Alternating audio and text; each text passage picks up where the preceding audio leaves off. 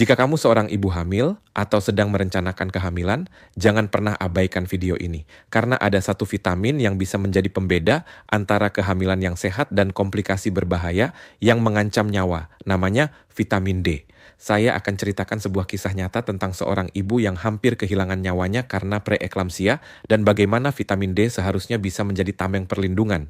Bayangkan seorang ibu bernama Maya, usia 29 tahun, sedang hamil anak pertama. Awalnya kehamilannya berjalan lancar. Ia rajin periksa ke bidan, makan teratur, dan berusaha menjaga kesehatan. Tetapi ada satu hal yang ia abaikan. Ia jarang sekali terkena sinar matahari. Maya lebih banyak menghabiskan waktu di rumah, jarang berjemur, dan tidak pernah mendapat edukasi tentang pentingnya vitamin D. Pada usia 30 minggu, kakinya mulai bengkak, kepalanya sering sakit, dan tekanan darahnya naik hingga 160/100. Ia juga ditemukan memiliki protein dalam urin. Dokter langsung mendiagnosis preeklamsia. Kondisi ini membuat Maya harus dirawat dan akhirnya bayinya lahir prematur. Setelah diperiksa, kadar vitamin D Maya sangat rendah. Dokternya berkata, defisiensi vitamin D adalah salah satu faktor risiko preeklamsia. Kisah Maya adalah kenyataan yang sering terjadi. Menurut WHO, tahun 2021, preeklamsia adalah salah satu penyebab utama kematian ibu dan bayi di seluruh dunia. Kondisi ini ditandai dengan tekanan darah tinggi pada ibu hamil, biasanya setelah usia 20 minggu, disertai dengan tanda kerusakan organ, terutama ginjal. Jika tidak ditangani, preeklamsia bisa berkembang menjadi eklamsia, yang ditandai dengan kejang dan bisa berakibat fatal. Apa hubungannya dengan vitamin D?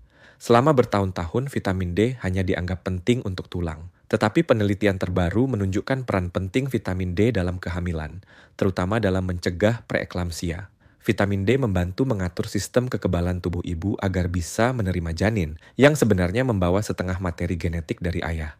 Tanpa regulasi imun yang baik, tubuh ibu bisa bereaksi berlebihan, menyebabkan peradangan dan kerusakan pembuluh darah di plasenta. Studi dari The Lancet Diabetes and Endocrinology tahun 2020 menemukan bahwa ibu hamil dengan kadar vitamin D rendah memiliki risiko lebih tinggi mengalami preeklamsia dibanding yang kadar vitamin D-nya cukup. Mekanismenya melibatkan fungsi plasenta. Vitamin D membantu pembentukan pembuluh darah baru di plasenta, menjaga aliran darah ke janin tetap optimal. Tanpa vitamin D, plasenta bisa bermasalah, memicu tekanan darah naik, dan memunculkan preeklamsia. Kembali ke kisah Maya. Setelah persalinannya yang sulit, ia diberi edukasi tentang pentingnya vitamin D. Ia baru sadar bahwa sinar matahari yang ia hindari selama ini justru bisa menjadi penyelamat. Ia menyesal tidak pernah mendapat informasi ini lebih awal. Penelitian lain dari BMJ tahun 2019 menegaskan bahwa suplementasi vitamin D pada ibu hamil bisa menurunkan risiko preeklamsia. Meski tidak sepenuhnya mencegah, cukup vitamin D memberi perlindungan tambahan yang signifikan. Di beberapa negara, suplementasi vitamin D sudah menjadi bagian dari program kesehatan ibu hamil. Kisah nyata lain datang dari seorang ibu bernama Wati, 34 tahun. Pada kehamilan pertamanya, ia mengalami preeklamsia berat hingga harus melahirkan prematur. Saat hamil anak kedua, ia mendapat edukasi tentang vitamin D. Ia rutin berjemur, mengonsumsi susu fortifikasi, dan mendapat suplemen vitamin D sesuai anjuran dokter. Hasilnya, kehamilan keduanya berjalan lebih lancar, tekanan darahnya stabil, dan bayinya lahir sehat cukup bulan.